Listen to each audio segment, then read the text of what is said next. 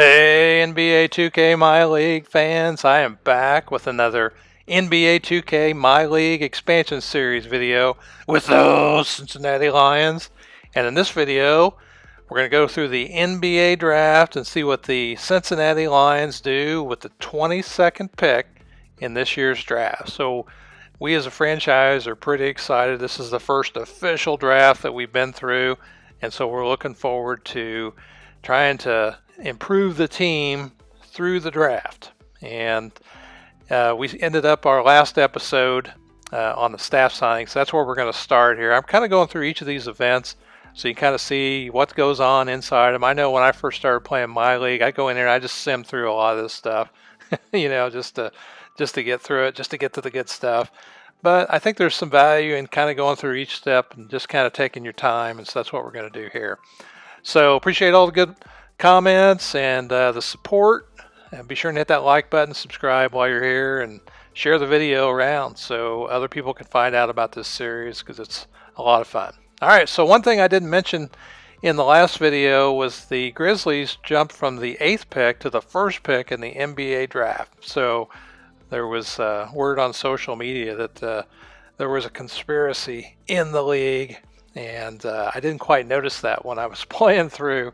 So it's always good to kind of check the social media feed. I like to go in there and see what's happening and what people are saying around the league. Sometimes you see stuff like this, and it just kind of makes it a little bit more entertaining to see these things happen in the league. So you can see here.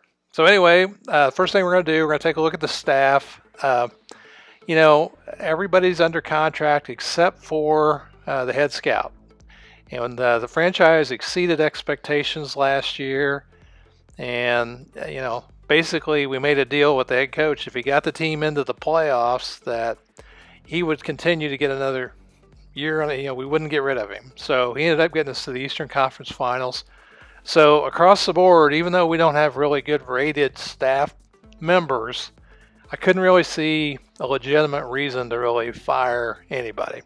So what we wanted to do was just, since this head scout position ended up opening up, we are going to fill that, but everybody else on the staff at this point is going to retain their position, and we'll look to improve.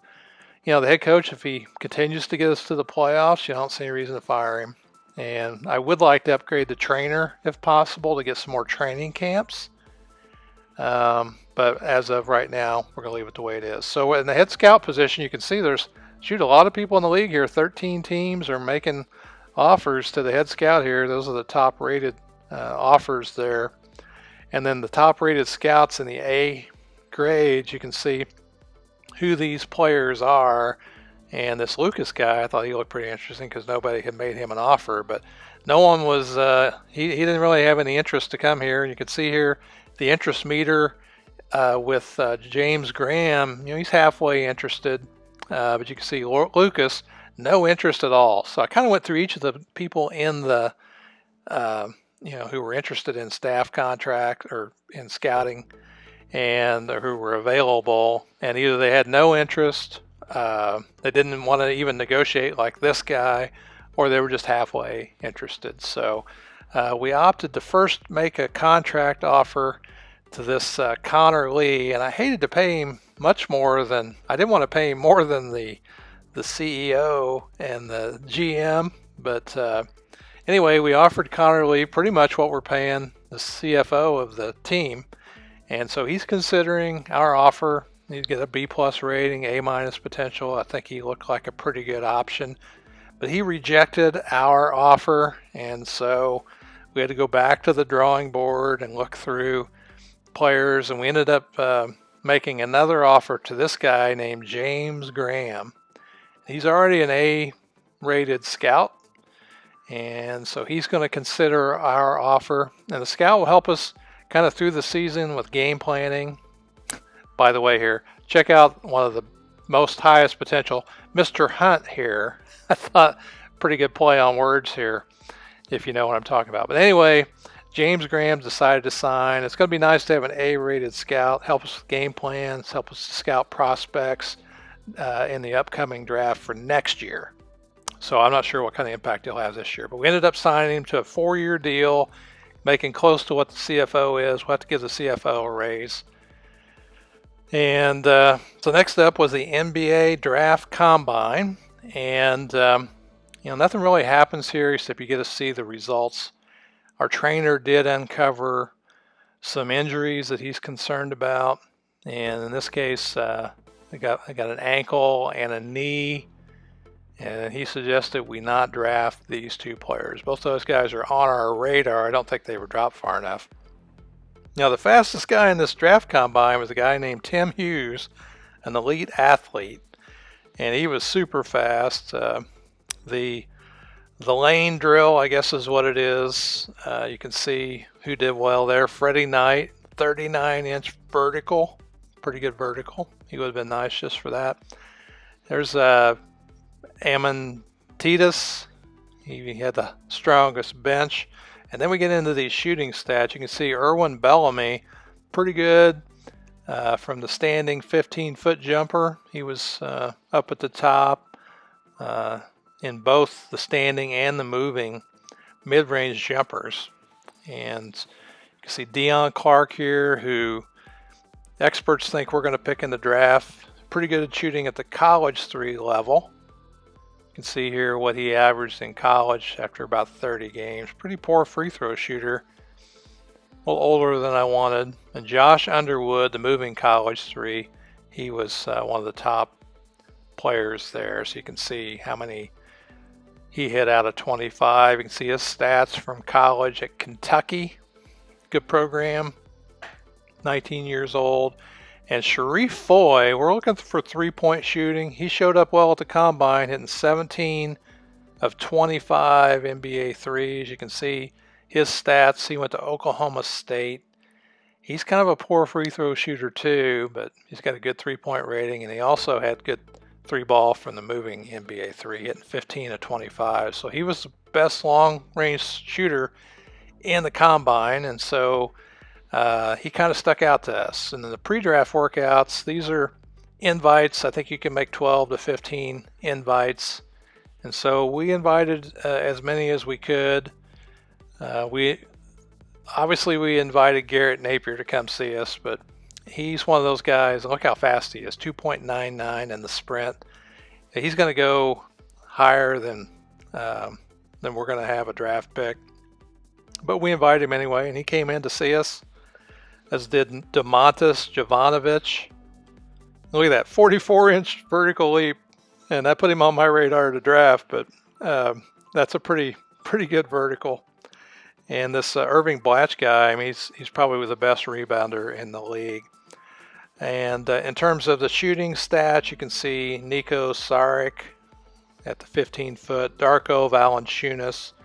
I like Darko Valanciunas, and so he's somebody I'm certainly thinking we can maybe pick. And there's Sharif Foy again, the college 3, hit 19 of 25 standing. And Anish Areda, he hit 16 out of 25 from the moving college 3. Darko Valanciunas, you can see below him is Deion Clark and Sharif Foy.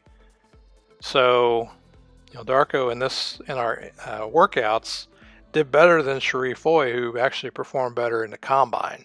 So that moved us to the NBA draft. After the combine and our pre-draft workouts, we've got some people kind of in the hopper that we will take a look at. So let's have a look at what happens in the draft around the rest of the league. The Grizzlies get a draft first, and they end up taking this Hollis Bremer guy instead of Njai. So kind of a surprise there. Hollis 6'7", and he had 12.9 rebounds a game. Looked like they said that was the best in the country. The Hornets end up taking Georgios Alexandris from Croatia, and again, Njai did not go with the second pick. I was a little surprised at that. So they like this. They like this guy from Croatia, so let's see how he ends up panning out. The Vancouver Ravens, the other expansion team, they end up with Nemanja Njai from Georgetown. So he fell down a couple picks there. He's a shot blocker, 3.7 blocks a game. And so good pickup by them. Karan Mashburn, he ended up going to the Denver Nuggets with the 4th pick. You can see what they're saying about him. And then in the 5th pick, this is where we thought Garrett Napier would go. End up Stefan De Los, 6'6" from Spain. And this Zach Harper guy, who's the analyst, seems to really like how good of a player that guy was. There's Garrett Napier. You know, the one thing about him at 6 foot, I mean, I just think he's undersized. Otherwise, he's a good player. Those 6 foot point guards in the league, I end up posting them up pretty much every game I play him. This is a small point guard league, and we don't want to have a small point guard, but we would have taken him if he would have been available. You can see Alexis Sabonis, 6'4" from Russia. He went with the next pick to the Jazz. They're the Celtics. The Celtics are going to draft. And they're going to, and they traded their draft pick, and they ended up trading with the Hawks, who had 2 first-round picks, plus they had the 33rd pick, which is the first pick in the 2nd round. They trade their, they just kind of swap picks there. And the Hawks end up taking this Areta guy, who's a pretty good pickup, pretty good rebounder, 6'11" from Turkey. And, you know, this Zach Harper guy, not too convinced that that's a great draft pick. So the Cavs are up next. They end up with Tobias Becker, point guard, 6'4". That'd be the kind of guy I would want at point guard. And he's a good shooter, and he's got a good mid-range shot. And so looks like they were pretty high on that pick for them. Here's TP for the Clippers, another undersized point guard. They don't know a lot about him, but he looks like he'll be a pretty good player, even at his size. Celtics up again. They picked Darko Valanciunas. That's somebody that we were taking a look at, 6'9" from the Czech Republic. And he led the nation in scoring at 24.7 points a game. So he's a scorer. Now the Wizards are up. Emilio Gallardo, another Spanish guy. And this is an international heavy draft. I got this draft class from Leo Allure. And that's the guy that created this fictional roster that I'm using. So he actually produced 2 of these draft classes. This is the first one. And so Sergei Klimov, he ended up getting picked by the Hawks. So the Hawks get both their picks in the 1st round. The Celtics are going to pick here. They get Lonnie Rowe, 6'5" from Illinois, another good-sized point guard. Would have liked to have this guy too. He was on my draft board, but we're not going to be able to get him. He ended up going higher than we thought. And the Knicks end up with Kenny Clarkson, 6'6", small forward. And speaking of rosters, this is Tim's Fiction's roster that I'm using, that we're adding these players to. And so like I said, I'm going to use 2 of his draft classes that he made almost specifically for me, I felt like. So I want to make sure we use those first. Then we've got some other draft classes we're going to use down the road. And if you're not aware of it, the servers for 19 shut down at the end of this month probably, or very first part of the year. So be prepared for that. And then as we see the Blazers here, trade with the Hornets, Martin Pfizer. And the Hornets end up picking up Bam Silva here from Indiana and Notre Dame. And Rob Mahoney thinks he's a 1st round pick for sure. Want to see what he does. Oklahoma City Thunder pick up Tim Hughes, another undersized point guard. And he's a pretty good athletic player. And so be interesting to see how he performs in the league.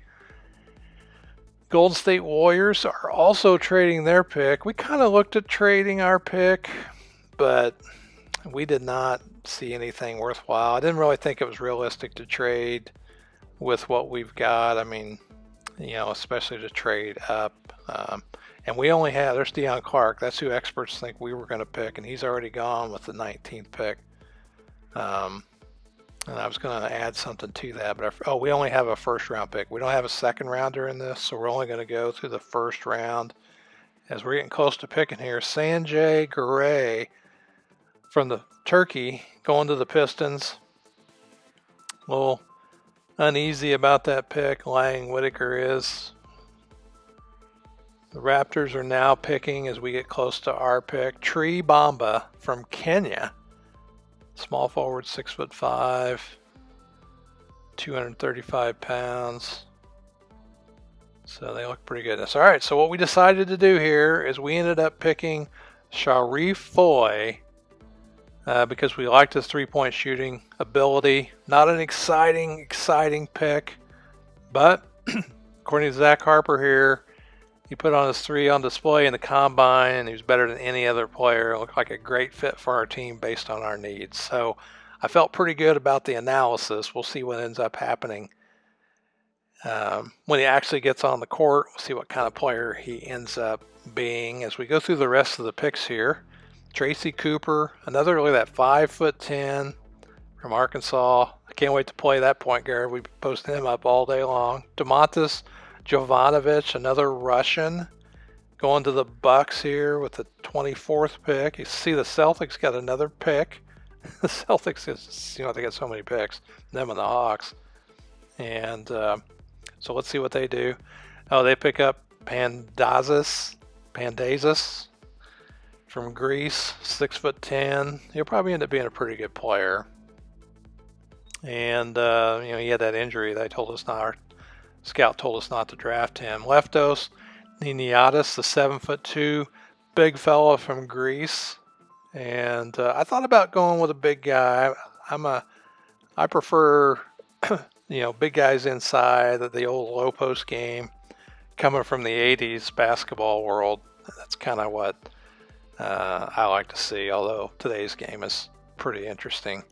There's no real big men play anymore because you can't post inside. They push you out to the three-point line no matter how big you are, and just discourage any kind of post play. So Ian Pavan from Romania, another international player, and another 6'5" guy at shooting guard. He was somebody we considered. Pacers, Jackie Outlaw, shooting guard, which he may end up getting some playing time depending on what happens to Dantley. Everybody around the league is interested in Byron Dantley because he's a free agent this year. So free agency's coming up soon. We'll see what happens to Dantley, see if the Pacers can re-sign him. Nico Saric, a 7-footer from Lithuania. And looks like the Bulls are going to take a chance on him, according to Lang Whitaker. The Lakers, Rolando Hammonds, the 6'10" player from Washington. And so Lang Whitaker should be able to give him a chance. So the last pick in the first round goes to the Timberwolves, Lamont Banks, 5'11", man. Not the shortest guy in the draft, pretty close, from Maryland. And so that's the end of the first round. So I was pretty happy for our pick as we move into free agency. And the next thing we'll end up doing here is signing our player to a rookie contract. You can see it's 2 years guaranteed, 2-year team option. So I'm kind of considering, and you guys will have to let me know what you think. Last year I played all 100 games, 12-minute quarters. I'm kind of considering just playing Sharif Foy the whole season and to see what I can do with him. And next up is the team and player options as we move into free agency, and that's what we're going to talk about in the next video. You guys let me know what you think of the draft and how you think we did, and if you think we should have done anything different. I'm happy to hear it. In the meantime, I am Coach 2K. I'll see you on the court in the next video. Thanks for watching.